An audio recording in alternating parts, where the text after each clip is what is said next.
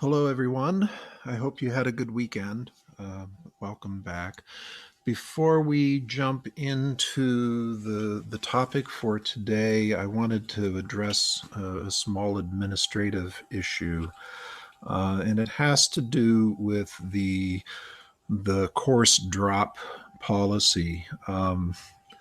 As you all know, as written in the syllabus, you're only permitted to drop during the first 5 days of a project.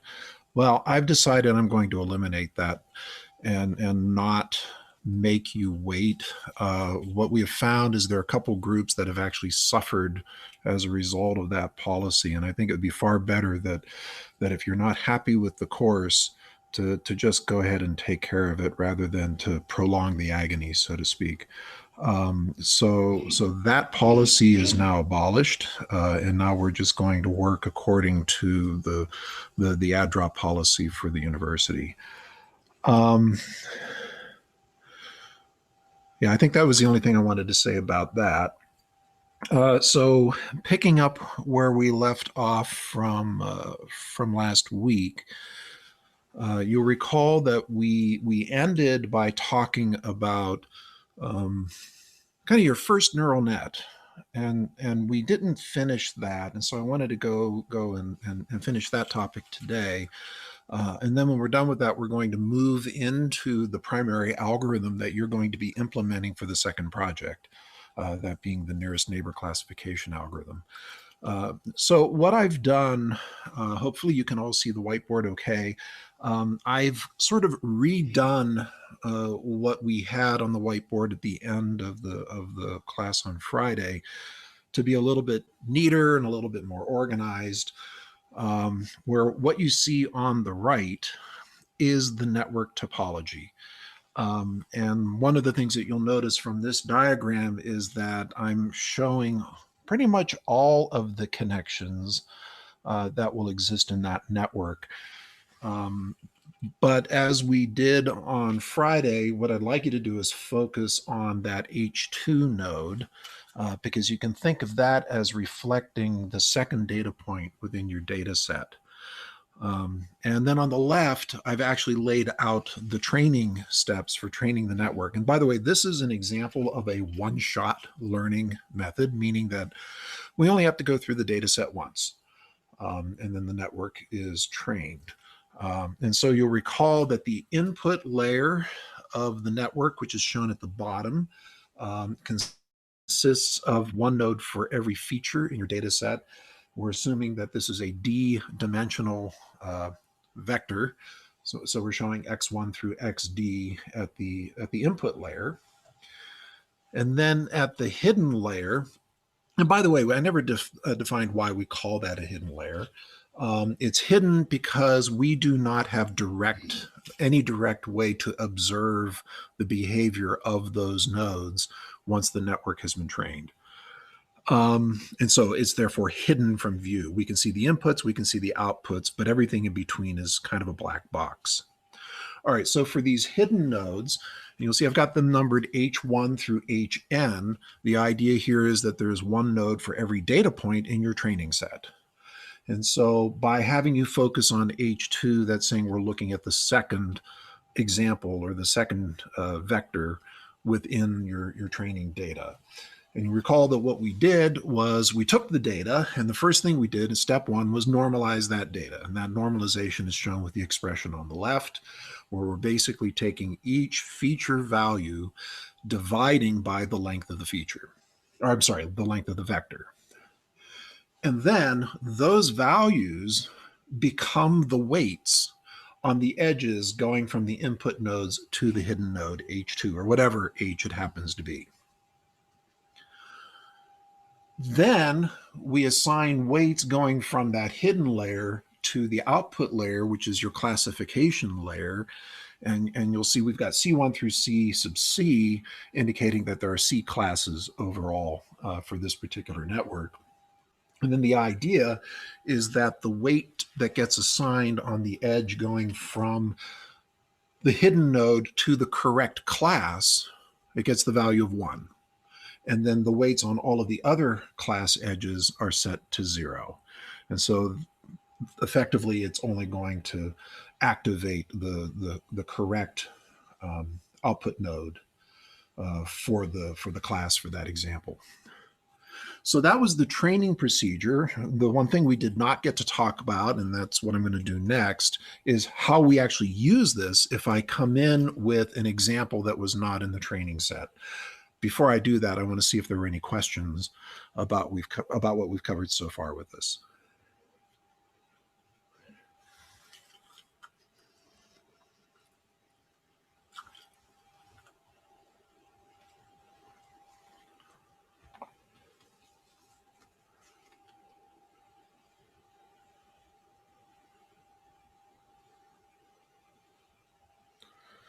All right, I'll keep my eye on the chat window, but I'm not seeing any questions at the moment.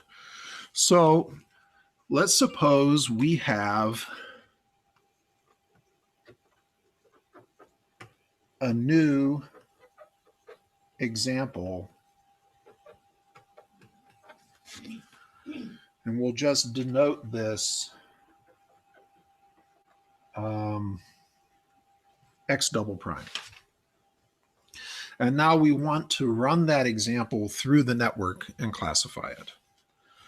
So the first thing we do is normalize that example using exactly the same formula that we used for training up above. Basically, we're taking all of the individual feature values and dividing by the length of the vector. Next, we're going to calculate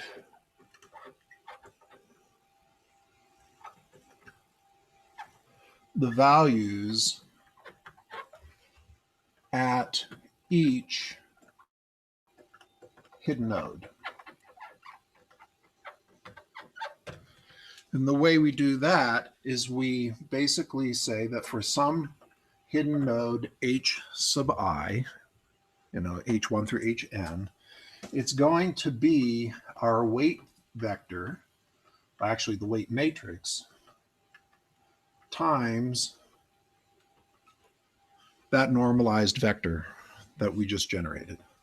So really all we're doing, right, the way I wrote this was for a specific hidden node, so it'd be the weight vector times that example.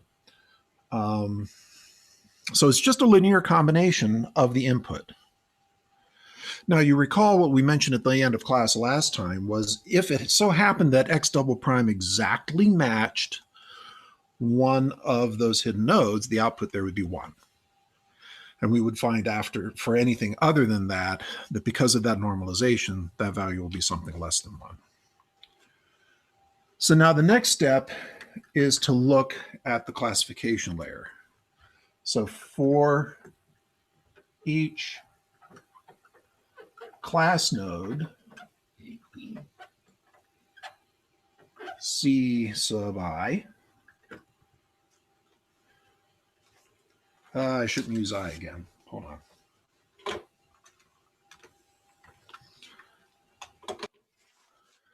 Make this C sub K. Connected to H sub I, we'll calculate the following.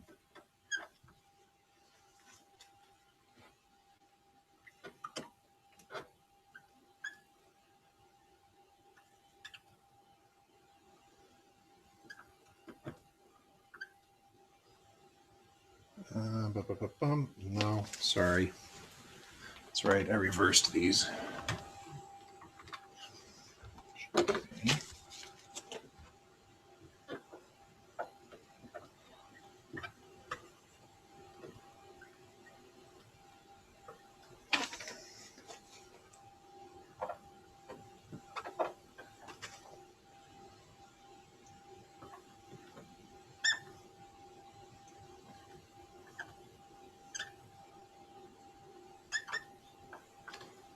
All right, so This function that I just wrote is something that we call an activation function.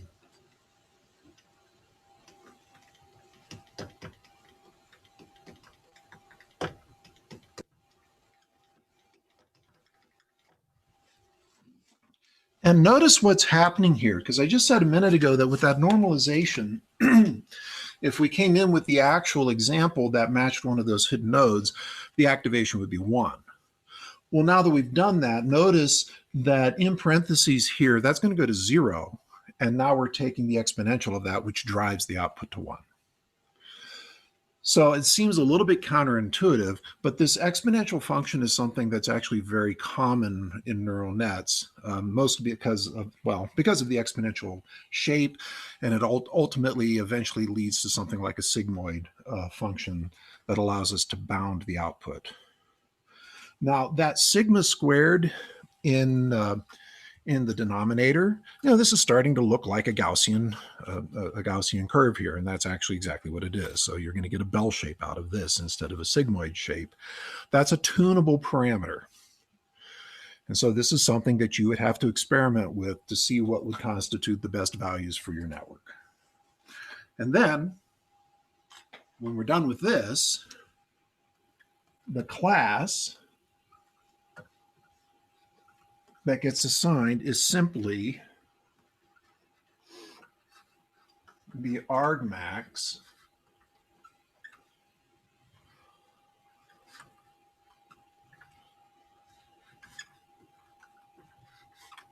of those activations G. And we're done. And one of the things that's kind of interesting about this particular network is that it actually behaves very similarly to what we talked about last time when we were discussing parse-in window classification, where in this case, what we have also done is apply a Gaussian kernel to the parse-in window. And so that's why I made the comment earlier that the probabilistic neural net is actually very similar in terms of the way it functions to parse-in window classification. So that's all I wanted to say about that network. I'm not asking you to implement it. And in fact, frankly, it's not practical because that hidden layer just gets too big for any reasonably sized data set. But it's an interesting kind of theoretical exercise to go through. And then later we will come back and look at another similar network. I think I mentioned it, called the radial basis function neural net. The functions very similarly, but is much, much more practical than this. So let me pause for a minute and see if there are any questions on the network.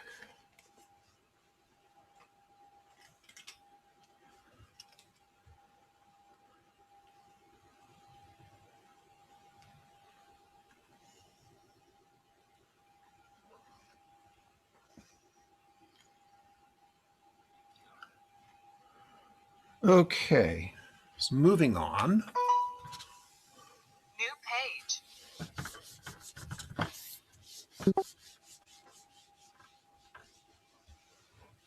As I mentioned, where we're going to head now is looking at the main algorithm that you're going to be implementing for Project 2. And this algorithm is focused on doing what's called nearest neighbor. And we're going to start by considering nearest neighbor classification. But when we're done with this discussion, we will also talk about how we can use nearest neighbor to do regression.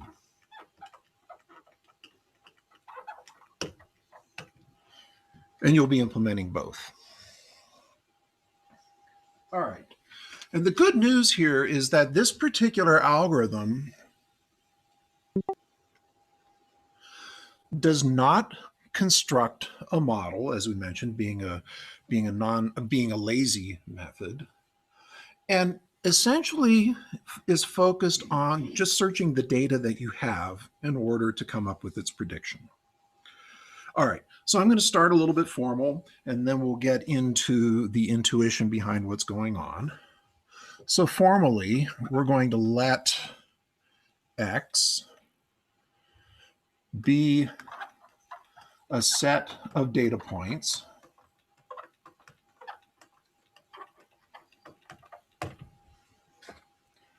where each xi in X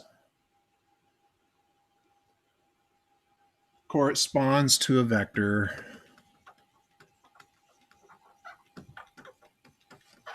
that looks like this.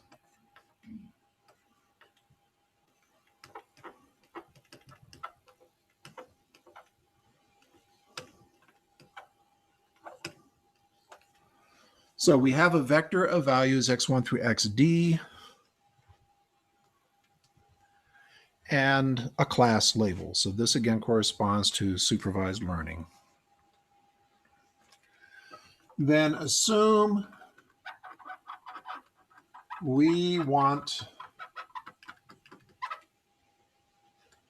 to find the class. So we're going to start with classification corresponding to some query point, which will denote x sub q. All right, then nearest neighbor classification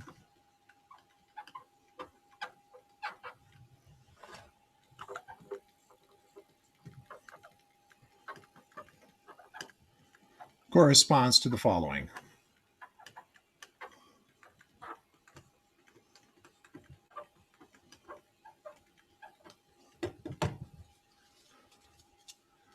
We want to find some x in our data set script x such that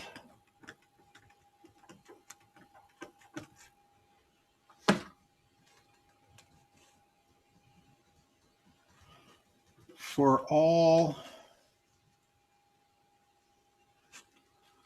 I'm going to say r in x, where r is not equal to this x, the distance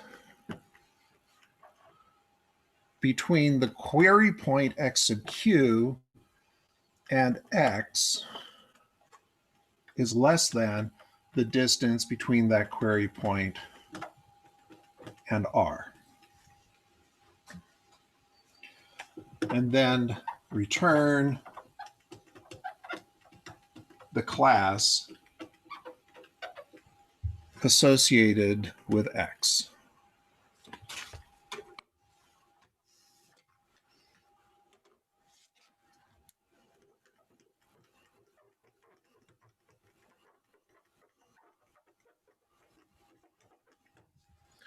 All right. So what does this mean? I mean, it's a lot of formality for a fairly basic concept where the idea is if I come in with some query point x sub q, I'm going to search through the data that I have stored, calculating the distance between my query point and all of the other data points that I've stored, and I'm going to find the data point that has been stored with the shortest distance. In other words, it is the closest or the nearest to my query point. And then simply return the class that goes with that nearest neighbor. So let's suppose we have this little example. And you'll notice in this example, we have two classes, which we've labeled C1 and C2. But one of the interesting things about this little problem is that C2 kind of splits C1 into two separate sections. If we were using naive Bayes or Winnow or some other linear classifier, we would have a problem here. As it turns out, nearest neighbor does just fine. Now, our data set, as shown in this diagram, consists of those 5 bluish points. So they're kind of here, they're out here. And then this red point right in the middle, think of as being the query point. Now we can look at that diagram and we look at the red point and looking at the lines that have been drawn separating C1 from C2, we can visually observe that that red point must belong to class C2. But now what we want to do is actually use those 5 examples to see if they can tell us that it should in fact be class C2. So what we do is we calculate the distance, and as we've drawn in this diagram, it's all Euclidean distance, although we can use any of those Minkowski metrics that we talked about earlier. Here we're using Euclidean distance, and the distances are labeled D1 through D5. And when we look at those, we want to find the point that is the closest to our query, which again, just eyeballing it here, that corresponds to D1. And notice that the point that is distance D1 away from our query is also within class C2. And so we just assign the point, the red point, the query point, class C2. And the good news is that's the correct classification.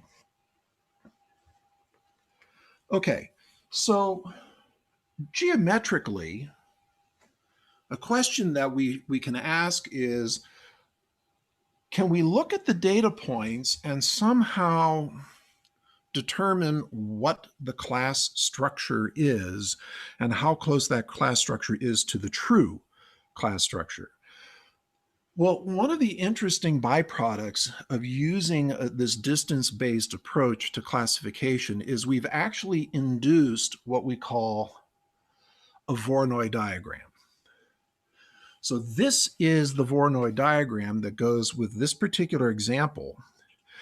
And in a nutshell, the way the Voronoi diagram is calculated is you take all pairs of points and you connect them with a line, and then you find the perpendicular bisector of that line.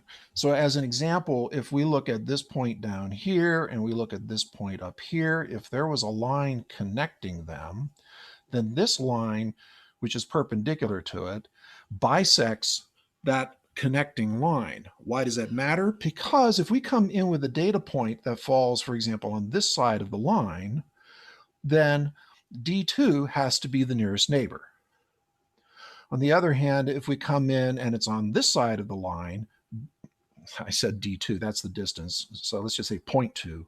0.1 down here has to be the nearest neighbor. And so geometrically, what the nearest neighbor process is doing is basically searching this Voronoi diagram, because when you're done, every data point will be the only point contained within one of these so-called Voronoi regions, and they're all convex regions. And if you can find out which region the point happens to belong to, then just assign the class from that region. Now, that's the geometry behind nearest neighbor. The way we actually do it, we don't build Voronoi diagrams, because when we start getting in very high dimensional spaces, computing those Voronoi diagrams is really expensive. And so we just calculate the distances. Now, there are tricks, because frankly, these distance calculations also can get expensive. There are tricks that we can use to simplify that as well. I'm not planning to go through those tricks in this course, mostly because they involve some fairly tricky data structures that are not necessary to get to the heart of the algorithm. All right. So that is the nearest neighbor algorithm. That is the first algorithm that you're going to implement with a twist. Here's the twist.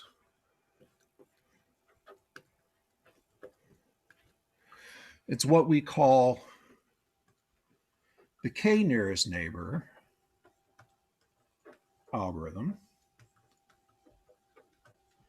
And this is directly related to what we talked about last week when we were doing nearest neighbor density estimation by specifying a certain number of points that are neighboring our query point, and then essentially using the point that's furthest away to define the bin size so that that becomes the size in the denominator when we are now estimating the density. Well, we're not going to go quite to that trouble. So for the k nearest neighbor algorithm, we find the k nearest neighbors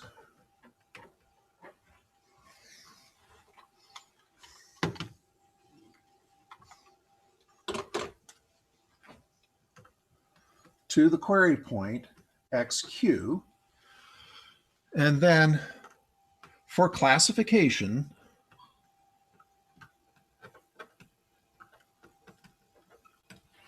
return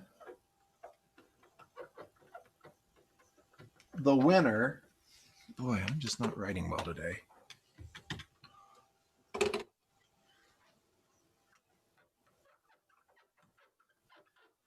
Of a plurality vote.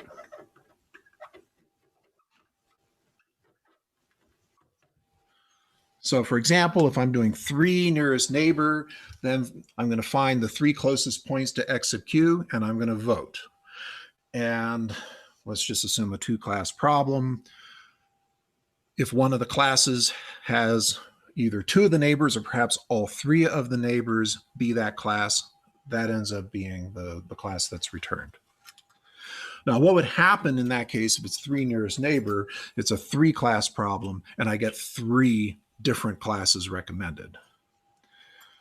The typical approach, even though it may not necessarily be best, is to just flip a coin. Now, we could weight the vote based on how far the points are away. If we have time, I'll come back and talk about a weighted nearest neighbor approach where we can take those weights into account. But for our purposes now, and for your algorithms, when you go to implement it, don't worry about weighting. Just do the raw vote, and if you have a tie, pick the answer, pick the class randomly.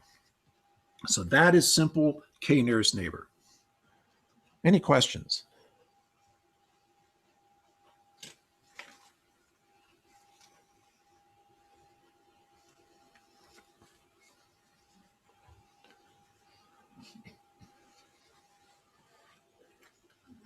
Okay, well, what I would like to do now is focus on an issue that nearest neighbor has, where when we were looking at the naive Bayes algorithm, which you implemented last time, what you may have found is that it was relatively robust to this particular issue. Unfortunately, it's not the case with nearest neighbor. And the way I'm going to describe the issue has to do with irrelevant or noisy features. Now, the good news is with k nearest neighbor, as you increase k, you are introducing some level of robustness to noise because you're effectively smoothing or averaging over the data that you're working with. And that's particularly important when the point that you're querying is near a class boundary. But there are still situations where even if the class boundaries themselves are pretty clear or pretty obvious, irrelevant features or irrelevant attributes can throw it off. So what I'm going to do is I'm going to show you an example. And by the way, just to show it, this is a diagram of Voronoi diagrams, or example of Voronoi diagrams in 2 dimensions and 3 dimensions, just in case you're interested. Okay, so here's a little 1-dimensional example. And the colors reflect the class, where the blue points correspond to one class on the left. The yellow points on the right correspond to another class. If we were to build the Voronoi diagram focused specifically on the class boundary for this little 1-dimensional problem, it looks like that, where all we do is we draw the boundary at the midpoint between that rightmost blue and leftmost yellow data point. All right. Well, let's suppose we take this exact same problem. I'm not going to move the points around, at least in this dimension. But what I'm going to do is I'm going to add a second dimension. And this second dimension is basically going to be noise. When we do that, it looks something like this. Now notice, I can still perfectly separate the 4 blue points on the left from the 4 yellow points on the right. Unfortunately, though, when we construct the Voronoi diagram, the Voronoi boundary between those two classes, we get this, where if you were to come in with a query point and it would land in that yellow region, you would classify that example incorrectly. So what this does is it motivates the need for doing some kind of feature selection when you're using nearest neighbor classification, because otherwise these noisy or irrelevant features can deceive the classification. Now, yes, K can help compensate for that, but there's still no real guarantee. So it's often better to do some kind of feature selection. You'll recall earlier in the semester, we talked about 2 methods for doing feature selection, stepwise forward selection and stepwise back elimination. I have not asked you to implement those as part of Project 2. I'm still not asking you to do that. If anyone feels like this project can be done quickly and they want to take the time to try to do feature selection, knock yourselves out. You're not going to get extra credit for it, but you might find you get better performance. So I toss that out purely as an interesting option. And again, not required. We'll just leave it at that. But this is a significant issue, one that we really need to deal with in some way if we want to depend upon these nearest neighbor methods. So any questions about that?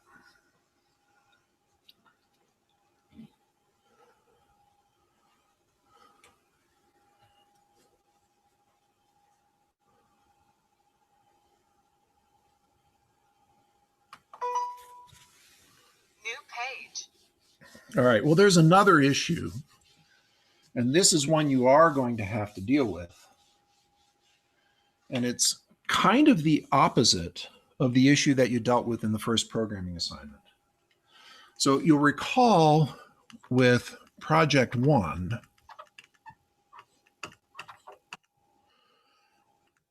you had to take continuous data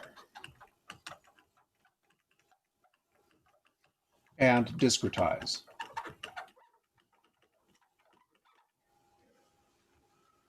Ooh, yucky.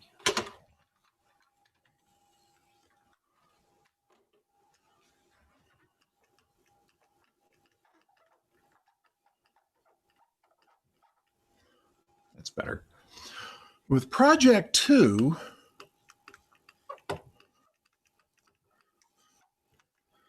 the first thing to notice is because we are doing nearest neighbor and we're using these distance functions, the assumption is exactly the opposite.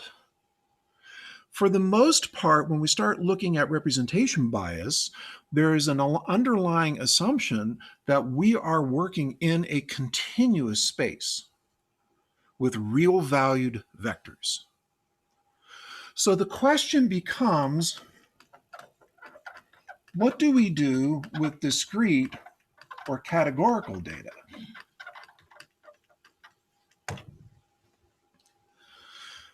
Because if you try to use nearest neighbor methods directly on categorical data, there are ways to do it, but oftentimes they're not going to perform very well.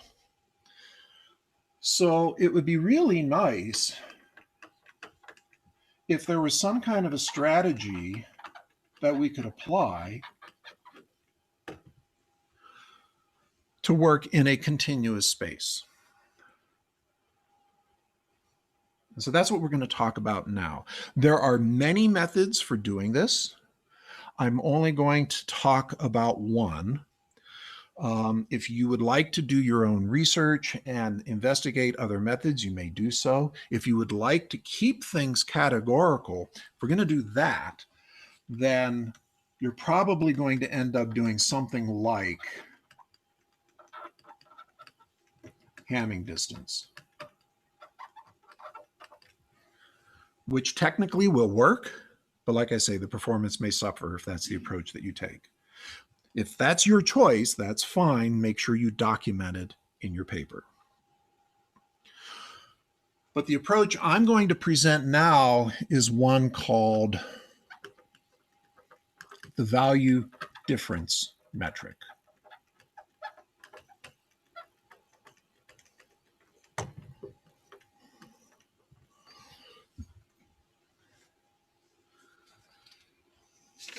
And this is a method that was developed by Stanfill and Waltz. No T, right? Oh, there's a T. In 1986. So it's a relatively old method, but it has staying power because it actually works. There are a number of modifications and enhancements that have been made to the value difference metric. We're just going to talk about the basic method. All right. So to do this, let's let f of x be a feature of example x.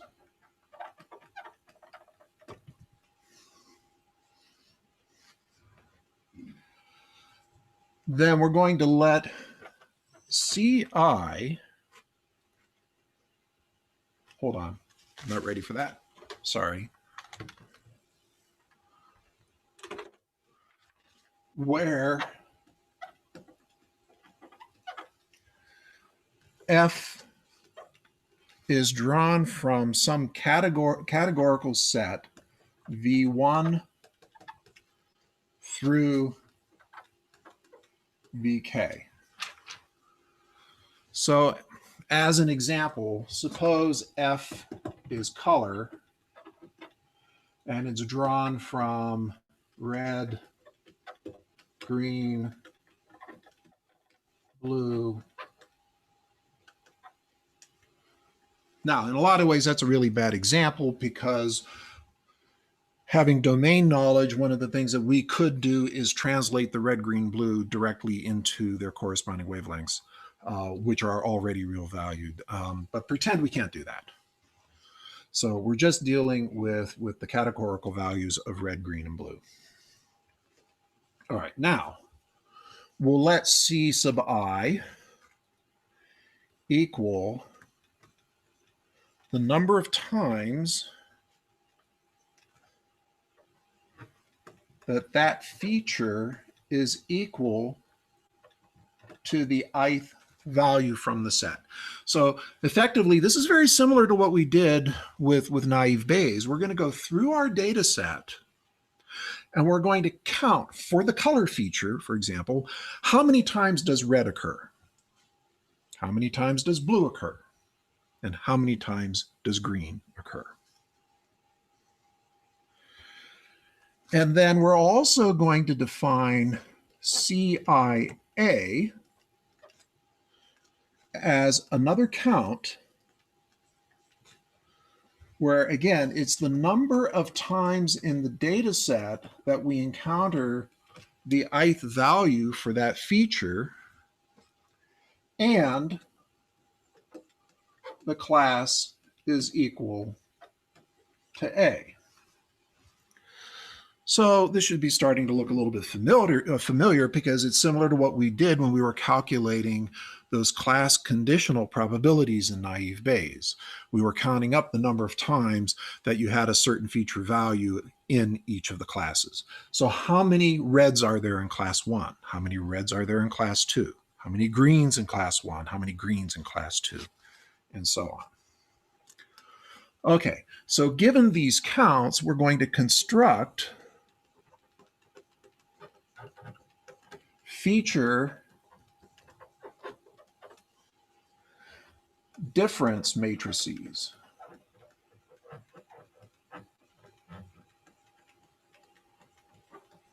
Where you can imagine V1, V2 down to VK, V1, V2 cross to VK. And we're going to be sticking difference values that we're going to denote delta in this matrix. So to do this, the difference delta between feature value I, VI, and feature value VJ, so this will go in the IJ and the JI cells within this matrix, is equal to summing over A equal 1 to the number of classes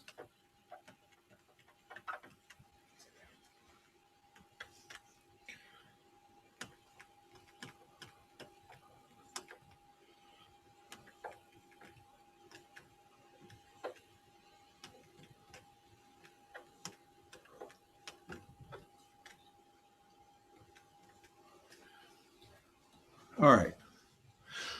So notice that those ratios in that sum, you can actually interpret as conditional probabilities. Where here, it's a little bit different than when you had in naive Bayes, because what it becomes now is the probability of the class given that feature value. And then you're going to find the difference between those two probabilities, take the absolute value of that difference so that it's positive, and then raise it to that exponent p, just like we were using when we were talking about the Minkowski metrics. It's very common for people to just set p equal to 1, which is absolutely fine. All right. And then to calculate our distance,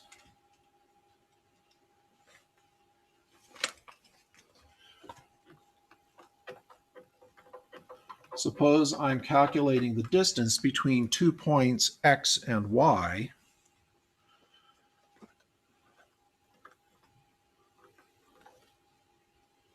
Then we're going to sum,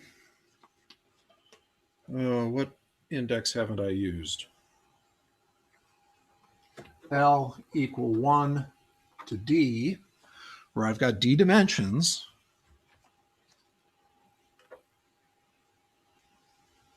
Oops, sorry.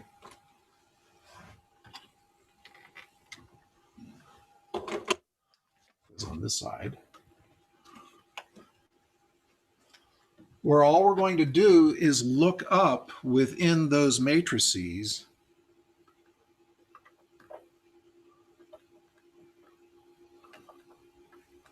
the feature differences, add them up, and take the pth root. Again, turning this into a Minkowski metric.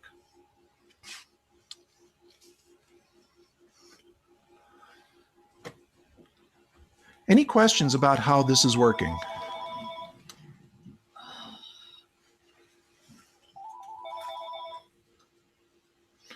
Something like this, whether you're doing the Hamming distance or some other transformation, you're going to need to do, because some of those data sets do have categorical features.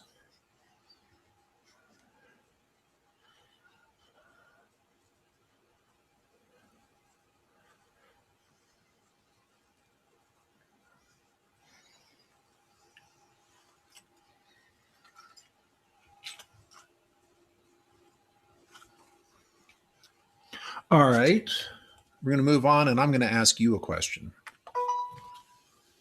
New page.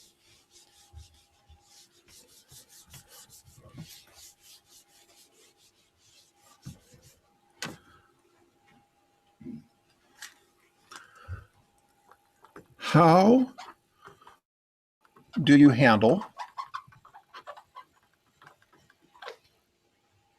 the distance between x and y when, let's say, without loss of generality, that if I were to break this down,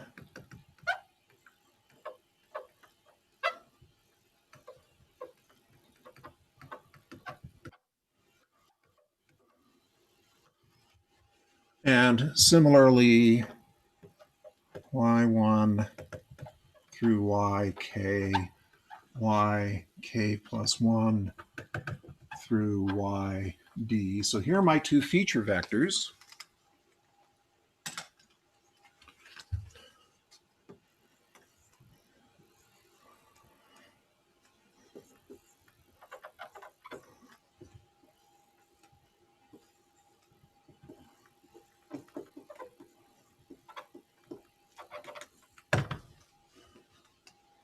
So now I have feature vectors that are a mix of real valued features and categorical features. Okay, there's a question. Does the categorical distance use only the diagonal of the feature difference matrix? No, it does not. It's using the entire matrix because you're actually having to go in and look at the specific values of those features in combination. And so you may be comparing for X red to Y's blue. All right, so now back to this question. If I have two feature vectors, part of them are real, part of them are categorical, how do I calculate the distance? If you have an idea, feel free to unmute.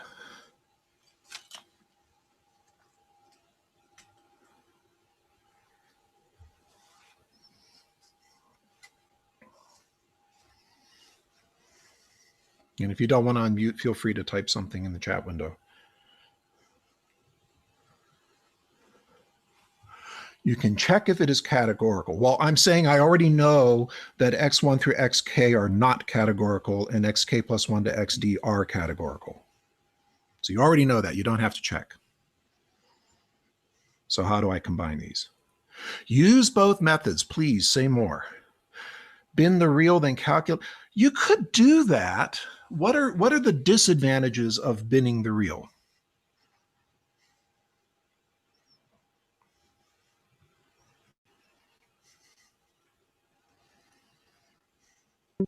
Yes, you will lose information. And it seems a shame to lose information on the real features when nearest neighbor is already well suited to real features. So let's go back to Arash's comment. Use both methods. How? Because that is what you do.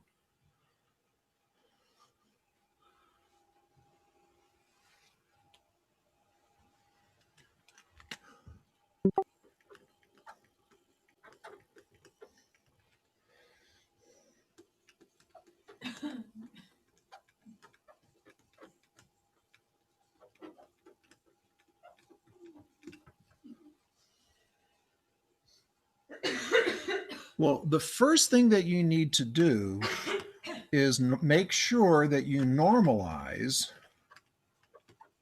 the real valued features.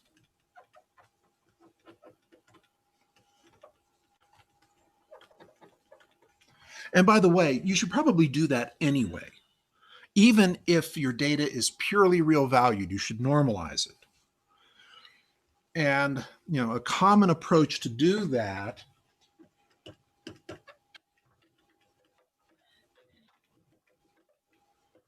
is through something called z-score normalization. Let me see something here.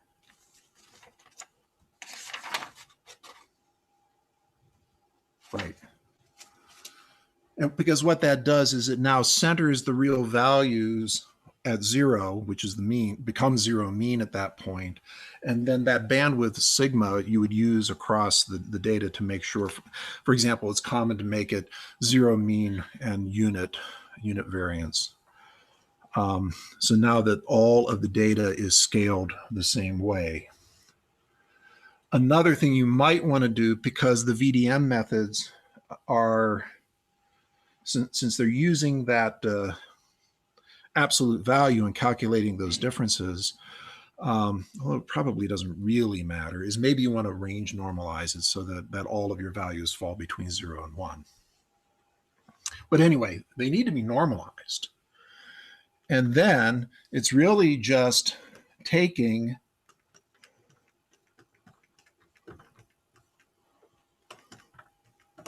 and summing the two components. Although another thing that you might even want to do is weight these based on how many features are in each. And in the end, you still get a valid distance metric.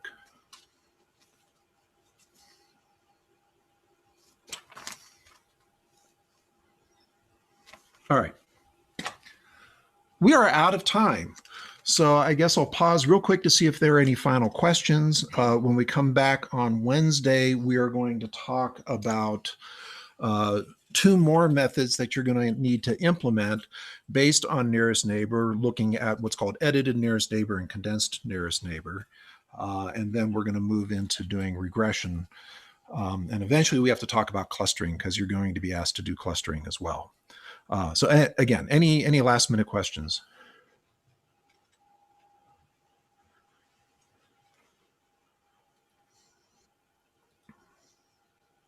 All right. Well, thank you all. And I will. Oh, one quick announcement.